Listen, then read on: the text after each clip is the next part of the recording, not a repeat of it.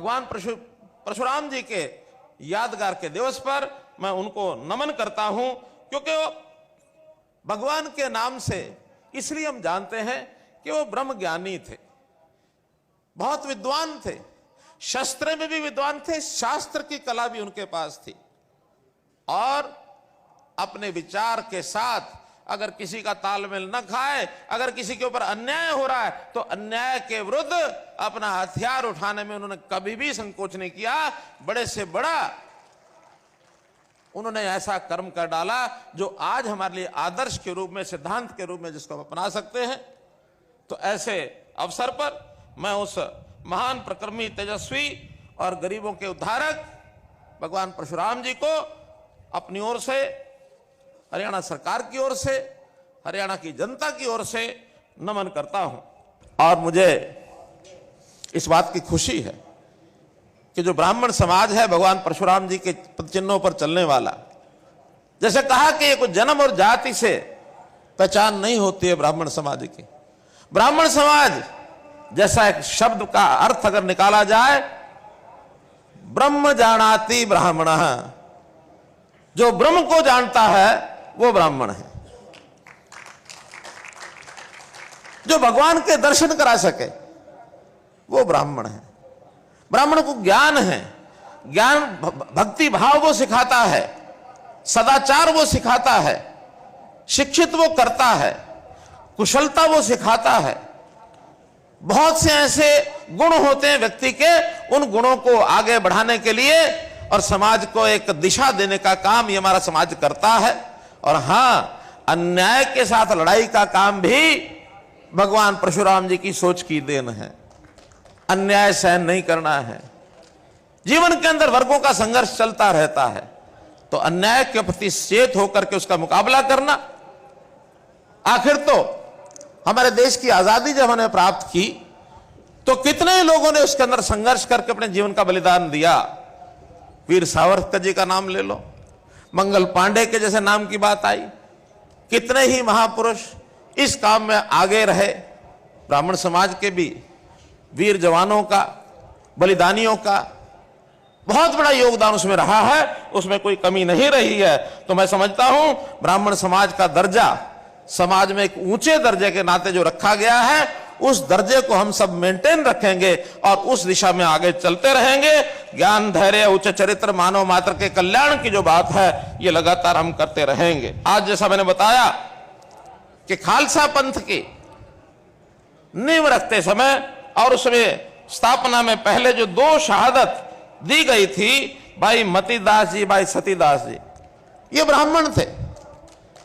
गुरु तेग बहादुर जी के साथ इन्होंने शहादत दी थी। और आज करनाल वासियों की एक मांग भी मेरे पास आई थी कि क्या भाई मतीदास सतीदास जी के नाम से कोई एक चौक का नाम रखा जा सकता है। तो मैं घोषणा करता हूं कि करनाल में भाई मतीदास जी, भाई सतीदास जी के नाम से जो फुआरा चौक है, मुगल ट्रेन जहां बात शुरू होती है वहां एक कुटिया जो निर्मल कुटिया वाली सड़क है, फुआरा चौक का नाम आज से भाई मतीदास सतीदास छिब्बर चौक ये रखा जाएगा। जैसा हम जानते हैं, जैसे मैंने उल्लेख किया दादा लक्ष्मीचंद जी का, दादा लक्ष्मीचंद जी की रागनियों ने हरियाणा के प्रदेश की जनता को कितना उसमें कुरेदा, कितना उनको दिशा देने का काम किया। अभी पिछले दिनों में दादा लक्ष्मीचंद जी की फिल्म आई थी, मैंने स्वयं देखी है। जरा एक बार पूछना चाहता हूं, आप लोगों में से दादा लक्ष्मीचंद जी की फिल्म किस किसने देखी है, जरा हाथ खड़े करो। बहुत लोग अभी नहीं देख पाए हैं, आधे ही लोगों के हाथ खड़े।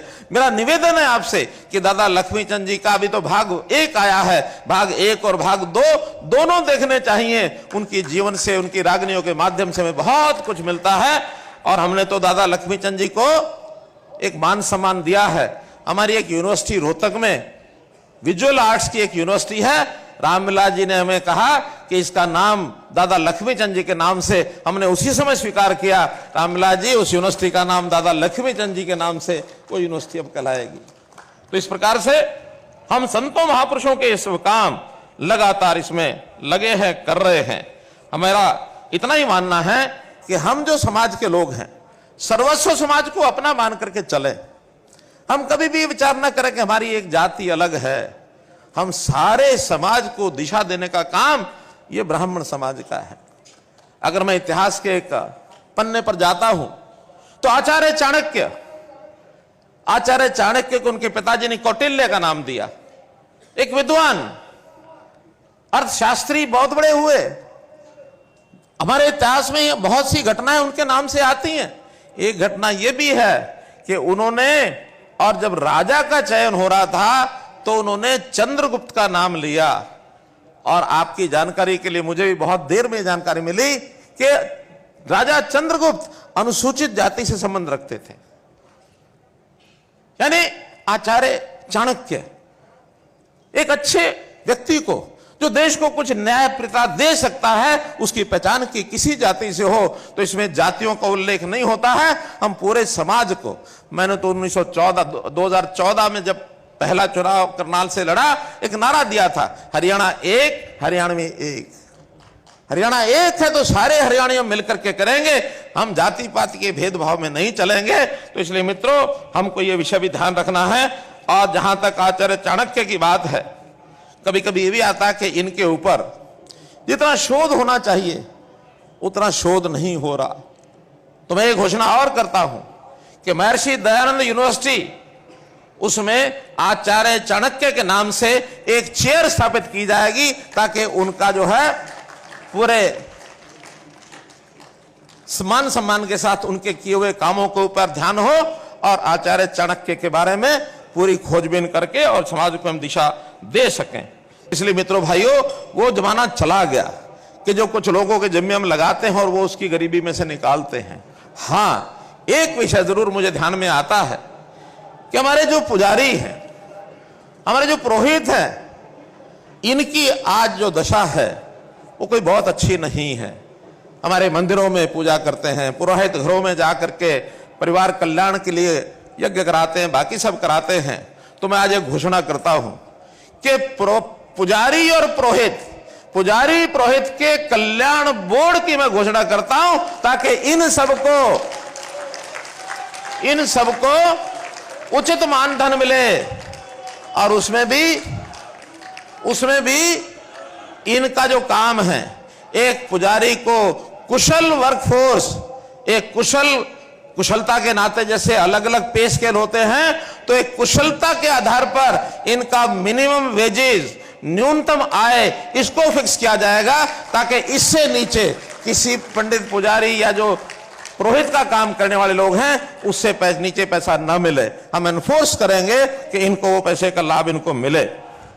एक विषय आया है कि किसी एक संस्था का नाम भगवान परशुराम के नाम से रखा जाए। तो हमने तय किया है कि प्रदेश में स्वास्थ्य व्यवस्थाएं ठीक करनी है, मेडिकल की व्यवस्थाएं ठीक करनी है। पहले तो मेडिकल की व्यवस्थाओं को ठीक करने के लिए जो हमारा गौड़ ब्राह्मण आयुर्वेदिक कॉलेज है, हर साल उसको सीटों के लिए सैंक्शन मांगनी पड़ती है। तो आपकी जानकारी के लिए इस साल की 100 बीएमएस की सीटें ये मंजूर करके हमने भेज दी हैं, ताकि 100 बच्चों को और एडमिशन मिल जाए। और साथ ही वहां पर एमएस और एमडी की मांग है। 7 सब्जेक्ट में 5-5 सीटें, 35 एमएस एमडी की सीटें भी हम अपनी ओर से मंजूर करके केंद्र सरकार को भेज रहे हैं, ताकि तुरंत वहां से परमिशन मिले और इस बार का एमएस और एमडी का एडमिशन उन बच्चों को वहां मिल सके। और ऐसा ही एक संस्थान के नाम की जो बात मैं कह रहा था, हमारे मेडिकल कॉलेजेस बन रहे हैं, लगभग हर जिले में एक मेडिकल कॉलेज हो जाएगा। अभी कैथल मेडिकल कॉलेज की नींव ये रखी जा चुकी है, लेकिन नाम नहीं रखा था। हमने तय किया है कि कैथल मेडिकल कॉलेज का नाम भगवान परशुराम मेडिकल कॉलेज रहेगा। ये भी जानकारी आपको देनी है। मित्रों, सरकार के कामों में जैसा मैंने बताया, हमने अंत्योदय के नाते जो काम किए हैं उसके अंदर व्यवस्था परिवर्तन में मुख्यमंत्री अंत्योदय परिवार उत्थान योजना, जिनकी इस परिवार की आय 1 लाख रुपए से कम है, इन सब की आय को कैसे 2 लाख से ऊपर किया जाए, इसके लिए सरकार काम कर रही है। लगभग 32,000 परिवारों के लिए सहायता जो मंजूर कर दी है, उनको लोन मिलेगा, बैंक से मिलेगा, नहीं तो उनको नौकरी मिलेगी। ये सारा हम काम कर रहे हैं। और जो हरियाणा कौशल रोजगार निगम है, उसमें भी बहुत लोग आलोचना कर रहे हैं उसकी कि आय का कौन सा पैरामीटर होता है नंबरों का। हमने कहा नहीं, जो सबसे ज्यादा गरीब है उसको सबसे ज्यादा नंबर देंगे। अगर 1 लाख से नीचे आमदन है तो उसको 50 नंबर देंगे, 1,80,000 है तो उसको 40 देंगे, उसके ऊपर 30, 20 और आखिर में 10 नंबर, ताकि जिसके परिवार में कोई कमाने वाला है ही नहीं, अगर वो योग्यता रखता है तो पहले उसको नौकरी क्यों ना दी जाए। बोलो, गरीब को पहले नौकरी मिलनी चाहिए कि नहीं मिलनी चाहिए? गरीब को पहले नौकरी मिलनी चाहिए। हम समाज के उस प्रकार के काम कर रहे हैं जो आज तक किसी सरकार ने नहीं किए। हमने कहा कि जिसके घर में एक भी सरकारी नौकरी नहीं है उसको ज्यादा नहीं तो 5 नंबर अतिरिक्त दे दो, ताकि शायद उन 5 नंबरों के कारण से भी वो आगे बढ़ के आ सके। और आपकी जानकारी के लिए, जितनी सरकारी नौकरियां मिल रही हैं, लगभग 60% लोग ऐसे हैं जो केवल इन 5 नंबरों के अतिरिक्त मिलने के कारण से ही आ रहे हैं। 60% लोग ऐसे हैं। तो मित्रों, हम ऐसी बहुत सी योजनाएं, खास करके आयुष्मान का, जैसे मैंने बताया, आयुष्मान भारत के साथ साथ चिरायु भारत एक नई योजना शुरू की है। और ऐसे ही हर व्यक्ति के शरीर का स्वास्थ्य परीक्षण हो, यह योजना भी मैंने बनाई है, जिसका नाम रखा है निरोगी हरियाणा।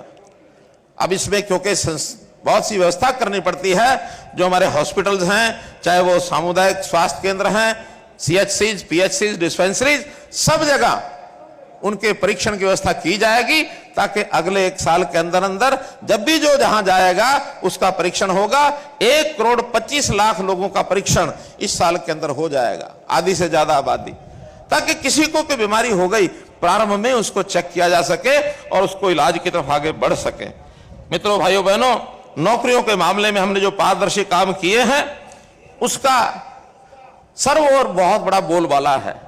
लेकिन हमारे विपक्षी मित्र हैं, उनको कोई मुद्दा तो मिलता नहीं है, नीति बारे में कुछ नहीं कहते हैं, लेकिन छोटी छोटी बातों को लेकर के और ऐसी ऐसी बातें उठा के लाएंगे, ये तो जो है, और सरकार फेल हो गई है, इस सरकार को बदल देना, ये करना वो करना। कहीं भी किसी एक नाली में से पानी मानो निकल रहा है, उसी का फोटो लेके डालेंगे। कभी भी किसी नहर में से छोटी मोटी, अरे हजारों किलोमीटर लंबी नहरें, नालियां, सड़कें ये हैं। अब ये चलने वाला लगातार काम है। सड़क बनी है तो कोई खड्डा होगा ही, लेकिन उस खड्डे की साथ मरम्मत हो जाए। नई सड़कें भी बनेंगी, बरसात के अंदर नहीं बन सकती, सर्दी में भी जनवरी के बाद बनती हैं, ये सबको पता है। लेकिन हर छोटी बड़ी बात में से और बड़े बड़े विषय निकाल के लाएंगे। और आजकल ये सोशल मीडिया का शौक जो लोगों को हो गया है, इसमें तो रोजाना और कुछ नहीं तो रात को मुख्यमंत्री बदल करके सोने की आदत हो गई है। ये मुख्यमंत्री गया, ये गया, कल और दूसरा मुख्यमंत्री आएगा। अरे भाई, आ जाए या ना आ जाए, आपको काम चाहिए। भारतीय जनता पार्टी का जो मुख्यमंत्री होगा, जो प्रधानमंत्री होगा, वो जनता के हित में काम करेगा। ये हमारी विचारधारा का हिस्सा है, ये हमारी उपलब्धियों का हिस्सा है, ये हमारे मैनिफेस्टो का हिस्सा है। व्यक्तियों के हिसाब से कुछ बदलता नहीं है। इसलिए मित्रों, भाइयों बहनों, हम सब काम करने वाले हैं, एक टीम के रूप में काम करने वाले हैं, और टीम के रूप में ही निर्णय करते हैं। किसी एक मैनिफेस्टो, किसी एक सोशल मीडिया और बुक क्या बोलते हैं उसको, फेसबुक के माध्यम से, ट्विटर के माध्यम से ये निर्णय नहीं होते हैं। हाँ, मजे लेने वाले लोग लेते हैं, मजे लेने वाले लोग लेते हैं। और मैं तो कहता हूं भाई, जिस दिन ये करते करते थक जाओ ना, मेरे पास फिर आ जाना, फिर मैं कुछ और बता दूंगा तुम्हारे लिए काम करने के लिए। तो मित्रों, भाइयों बहनों, नीतियों की कोई समीक्षा करता नहीं है। विपक्ष के लोग लगातार कोई ना कोई छोटी छोटी बातों की जो आलोचना करते हैं, और कुछ भी बात न मिले तो छोटे छोटे धरने प्रदर्शन, उनको उकसाने की बात करते हैं। चल 10 लोग धरने पर बैठ जाओ, तुम अपनी मांग बना के लाओ। हम कहते हैं धरने प्रदर्शन के बिना आप हमको आके बता दो। हमारे बहुत तरह के पोर्टल खुल गए हैं, सीएम विंडो, जिसके ऊपर 12 लाख लोगों ने अपनी ग्रीवेंसेस डाली हैं। मैं हर जिले में जा रहा हूं, 500-500, 700 लोगों की बात सुनता हूं, अधिकारी साथ जाते हैं। आपको धरना प्रदर्शन की जरूरत ही क्या है? पहले आके बताओगे, योग्य समय पर समस्या का हल हो जाएगा। समस्याओं का हल करने के लिए बहुत योजनाएं हमने बनाई हैं। हर दिन किसी एक योजना को पकड़ के इसको हल कैसे करना है, समस्याओं का समाधान, विवादों का समाधान। मेरा खुला चैलेंज है, आप समस्या के लेके आओ। मनोहर लाल का नाम समाधान है, हर चीज का समाधान हमारे पास हम करेंगे, हर चीज का करेंगे। कोई विकास की बात है, कोई डिमांड है, मांग है, कोई पैसे की कमी नहीं है। 1,77,000 करोड़ रुपए का पिछली बार हमने बजट घोषित किया था और इस बार और आगे बढ़ेगा। ये शोर मचाते हैं कर्जा ज्यादा, कर्जा ज्यादा, कर्जा ज्यादा। अरे भाई, कर्जे के एक सिस्टम है। आपके समय भी 1,00,000 करोड़ रुपया कर्जा हो गया था, अब 8 साल के बाद वो बढ़ेगा ही। कोई भी चीज 7 साल में, 6 साल में, 7 साल में डबल हो जाती है। और फिर हमारे पैरामीटर हैं, हम जो जीएसडीपी का 3% सालाना और टोटल कर्ज 25%, इससे ज्यादा कभी लेते नहीं हैं। हमारे सारे पास पड़ोस के प्रदेश दिवालिया हो गए हैं। उनके पास समय पर तनख्वाहें नहीं देती हैं, समय पर ठेकेदारों की पेमेंट नहीं करते हैं। हाँ, कहीं कोई गलती हो रही हो तो अपने समय में ही, चाहे पुरानी गलती हो चाहे आज के समय की गलती हो, उसको पकड़ने में, उसको दंडित करने में कभी झिझकते नहीं हैं। हमने बड़े बड़े ऐसे ऐसे लोगों के नाक में कस दी है नकेल कि गलती कर सोचेंगे नहीं। चाहे वो अफसर हो, चाहे वो नेता हो, चाहे वो जनता के आदमी हो, कर्मचारी हो, कोई गलती करता हुआ हमको ध्यान में आ जाए, रातों रात उसका बिस्तरबोरी कुंज करते हैं, रातों रात करते हैं। तो मित्रों, ये जो विपक्ष के लोग जो आलोचनाएं करते हैं, इनसे जरा पूछना चाहिए कि तुमने अपने टाइम पर क्या किया था। ऐसी योजनाएं जो आज हम बना रहे हैं, इन्होंने तो सपने में भी नहीं सोचा है। केवल कैसे लूटना खसोटना सरकार का पैसा अपने और अपने चहेतों के जेब में कैसा डाले जाए, इसकी योजना लगातार बनाते थे। हम उससे कोसों दूर है मित्रों, मैं आप सब लोगों का बहुत बहुत आभार प्रकट करता हूं जो सहयोग और समर्थन आपने दिया। लेकिन अंतिम वक्ता जो होता है वो खत्म करने से पहले लोग जुड़े रहते हैं, इसलिए कुछ और बातें आएंगी, इंतजार है ना। तो एक बड़ी घोषणा मैं ये कर रहा हूं कि भगवान परशुराम जी का जन्मदिन अक्षय तृतीया ये गजेटेड हॉलिडे होगी और ये इस साल से लागू हो जाएगी।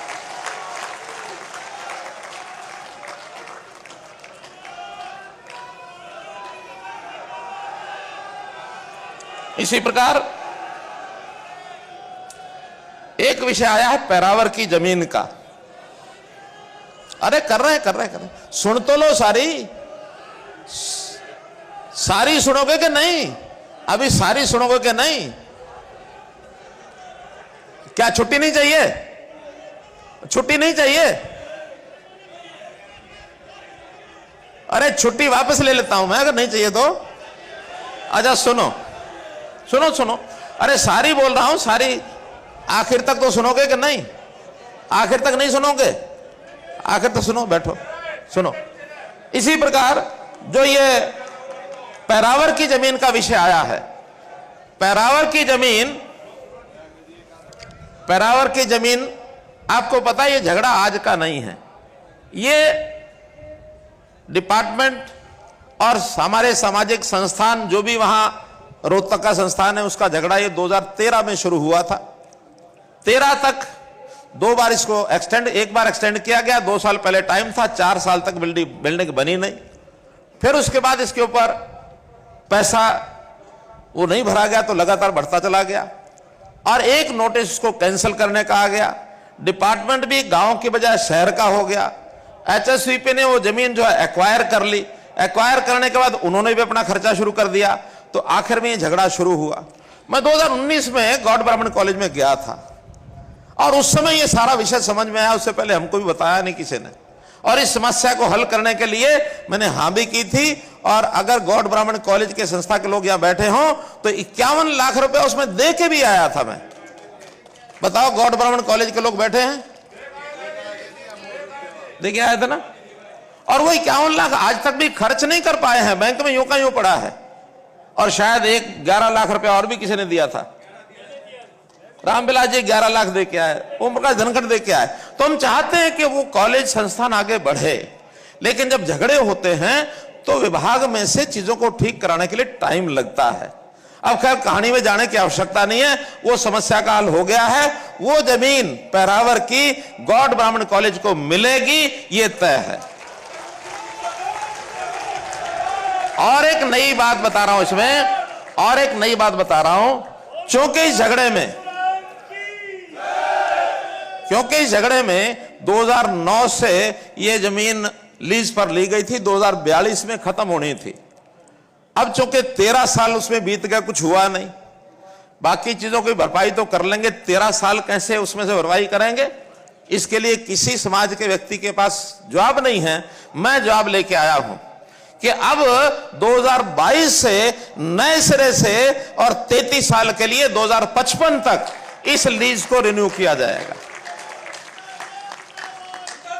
ताकि ये 13 साल भी जो आपके खराब हुए हैं इसको भी हमने 55 तक कर दिया है। इसलिए कोई समस्या नहीं आएगी, और कोई पैसा जो आपका पिछला है उसमें जो रेट है आपका लीज का, वो तो जैसा जैसा उसका नियम है वैसा बनेगा, लेकिन कोई उसी प्रकार के जो फाइन लगा है, ब्याज लगा है, पेनल्टी लगी है, वो सारा उसमें माफ कर देंगे।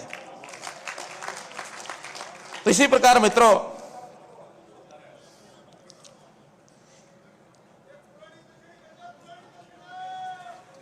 भगवान परशुराम जी के ऊपर एक मन में यह भी विचार आया है कि उनकी जीवनी पर, उनके चित्र से एक पोस्टल स्टैंप, डाक टिकट ये जारी की जाए। इसके लिए, क्योंकि ये केंद्र का विषय है, हम हमारे जो मिनिस्टर ऑफ कम्युनिकेशन है श्री अश्विनी वैष्णव जी, उनको हम यहां से पत्र लिख करके, और मुझे पूरा भरोसा है उनसे हम जारी कराएंगे, ताकि कभी भी किसी अच्छे मौके के ऊपर और उनकी एक जो है डाक टिकट ये जारी की जाए। जहां तक ईपीबीजी का विषय है, सुनने का विषय सुनिए, आप अलग अलग ना बोलो, एक एक चीज को सुनो। अब ईपीबीजी का मामला क्या था सुनिए। इसमें 10% का आरक्षण उन लोगों के लिए था जिनको बाकी आरक्षण कहीं नहीं मिलता। अब ये योजना पहले यहां बनी थी हरियाणा में, बाद में यही योजना केंद्र सरकार ने बना दी, नाम दूसरा था इकोनॉमिकल वीकर सेक्शन EWS। 10% का जो आरक्षण यहां था वही सेंटर में था। हमने वो सेंटर की जो योजना है उसी को अडॉप्ट कर लिया है, इसलिए वो 10% का आरक्षण वो जारी रहेगा, ना वो EWS हो या EPBG हो, फर्क नहीं है। अब अंतर रह गया एक कि कुछ लोगों की भर्ती हुई थी, नाम सिलेक्ट हो गए थे, उसमें से आधे से ज्यादा भर्ती को नियुक्ति पत्र मिल गए थे, लेकिन जब ये बीच में चेंज हुआ, केंद्र सरकार ने वो बनाया, उसके बाद कोर्ट ने उसके ऊपर एक थोड़ा डंगा डाला था कि अब इसके बाद EWS में जो भर्ती होंगे वही लागू रहेंगे, बाकी बचे हुए EWS के लोगों को नियुक्ति नहीं दी जा सकती। लेकिन हमने उसमें अपील कर दी है कि ऐसे जो बचे हुए 400-500 लोग हैं, वो जो EPBG के हैं, उनकी तारीख भी शायद 20-22 तारीख लगी हुई है, हम पुरजोर हाई कोर्ट के अंदर अपने वकील को खड़ा करके इसके लिए कोशिश कर रहे हैं कि उन बचे हुए लोगों को भी हम नियुक्ति दिला सकें, उनको नियुक्ति हम दिला सकें। ये हम 20 और 22 तारीख के आसपास इसका निर्णय हम करवाएंगे।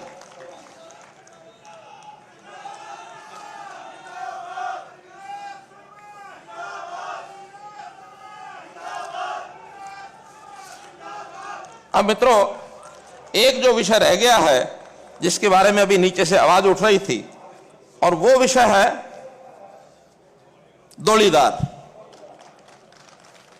मुझे पता है ये भी बहुत से लोग इससे प्रभावित हुए हैं।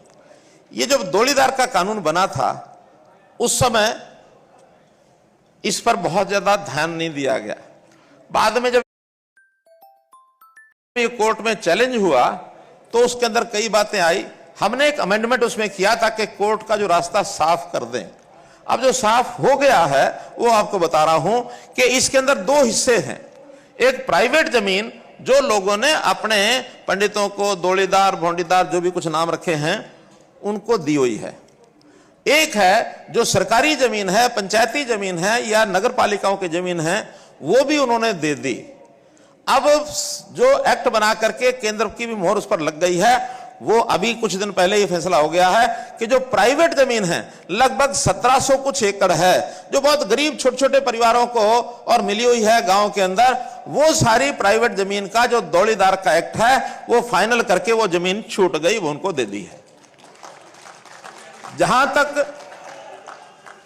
तक सरकारी जमीन की बात है, सरकारी जमीन में भी जो ग्रामीण क्षेत्र की जमीन है, जो पंचायतों की जमीन ग्रामीण क्षेत्र की, उसमें भी यदि मकान बनाने के लिए या खेती करने के लिए थोड़ी जमीन दी जाती है, उसका भी प्रावधान मैंने करना है, पॉलिसी बनानी है, लेकिन उनको परिवारों को भी खेती के लिए और जो मकान के लिए आवश्यक जमीन उसको छोड़ने का एक्ट भी हम बना देंगे, उसमें कहीं कोई कठिनाई नहीं आएगी।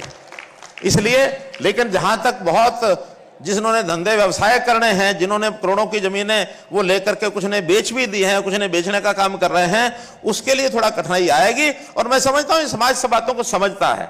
कुछ लोगों का तो लालच है, कुछ को अपना घर और अपने परिवार का गुजारा भत्ता करना, गुजारे भत्ते और जो मकान के लिए वो सारी जमीनें छूटेंगी, लेकिन जो बेच करके करोड़ों रुपए का लालच करते हैं वो पहले ही कोर्ट ने बंद किया है, उसके ऊपर कोई रियायत नहीं दी जाएगी, ऐसा इसके अंदर एक निर्णय किया है। जहां तक करनाल की स्थानीय योजनाएं हैं, जैसा मैंने बताया है, अभी एक चौक का नाम फुआरा चौक, जो भाई मतीदास सतीदास छिपड़ चौक, वो हमने रख दिया है। एक जमीन का विषय आया है कि इनको कोई धर्मशाला के लिए जमीन, तो इसमें भगवान परशुराम सेवा सदन के नाम से एक 2000 मीटर का प्लॉट, ये इनको, क्योंकि वो एचएसपी का नियम है, उस नियम के आधार पर अप्लाई करेंगे तो उनको दे दिया जाएगा। तो इस प्रकार से 2000 एकड़ का ये प्लॉट, और केवल करनाल में नहीं, और भी जगह पर जहां जहां जरूरत होगी धर्मशाला के लिए आप लोग अप्लाई करेंगे, तो उसमें हम पूरी कोशिश करेंगे कि जल्दी से जल्दी वो जो नियम पॉलिसी है उसके हिसाब से ये प्लॉट दिए जाएंगे। इसी प्रकार ये जो भगवान परशुराम जी का चौक है करनाल में, उसका रेनोवेशन करना है, अपडेशन करना है, क्योंकि बहुत पुराने समय से उसका रखरखाव नहीं हुआ, उसका रखरखाव भी किया जाएगा। और भगवान परशुराम चौक से गांधी चौक तक वो जो मार्ग है, जो डॉक्टर कल्पना चावला के कॉलेज के सामने वाला मार्ग है, उसका नाम भगवान परशुराम मार्ग ये भी रख दिया जाएगा, ऐसा भी हमने निर्णय लिया है। एक हमने कहा है कि कोई शहर के अंदर बड़ा कोई पार्क यदि हमको मिलेगा, अभी ढूंढ रहे हैं हमारे लोग, अगर बड़ा पार्क कोई मिलता है तो वहां भगवान परशुराम जी का एक स्टैच्यू ये भी लगवाया जाएगा, ऐसा भी हमने यहां के लोगों को विश्वास दिया है। कुछ धर्मशालाएं हैं यहां करनाल में, कुछ धर्मशालाओं को तो पैसा हमने रिलीज किया है, हमारे पास आ गए थे, एप्लीकेशन लेकर के उनको दिया है, वो मान भी गया कि हमको मिला है। लेकिन 2-3 धर्मशालाएं ऐसी भी हैं जिनको वो मुख्यमंत्री का जो सहायता कोष होता है, जो उसमें डिस्क्रिप्शन कोटा है, वो नहीं मिलता है। तो यहाँ हमारे सुरेंद्र बड़ोता जी और बाकी संस्थाओं के जो अध्यक्ष हैं वो सब मिल करके जिन जिनको नहीं मिला है उनकी लिस्ट मुझे तो क्या देंगे, अपने आप वो इकट्ठा करके और उसमें बांट लेंगे। 31 लाख रुपया उन धर्मशालाओं के लिए, और ये भी घोषित किया जाता है। बात 21 लाख की कही थी, उन्होंने कहा 31 कर दो, हमने कहा 31 कर दिया, कोई दिक्कत नहीं है। तो मित्रों, ये स्थानीय कुछ योजनाएं, कुछ घोषणाएं ये मैंने की है, और जो बातें आप लोगों ने बताई उसके आधार पर जितनी रमेश कौशिक जी ने एक बात कही थी कि जो काम होने वाले हैं मुख्यमंत्री जरूर करते हैं, लेकिन जो नहीं होने वाले हैं कभी झूठ बोलने का काम मैंने किया नहीं। रास्ता निकालने के लिए समय लग सकता है, लेकिन कोई चीज नहीं होने वाली है तो उसके लिए घोषणा करना ये उचित नहीं होता, वरना एक बार घोषणा होने के बाद फिर पीछे पीछे दौड़ते रहते हैं सब लोग। आप लोगों ने इतना प्यार दिया, इतने सब बड़ी संख्या में यहाँ आए हैं, और मैं समझता हूं समाज की चिंता, देश की चिंता, प्रदेश की चिंता आप हमारे साथ मिलकर करेंगे। जो काम आप सब करते हैं वो सरकार करती है, जो सरकार करती है वो आप सब करते हैं, और मिलकर के एक साथ हाथ से हाथ मिला करके और एक तालमेल बैठा के आपस में चले। इस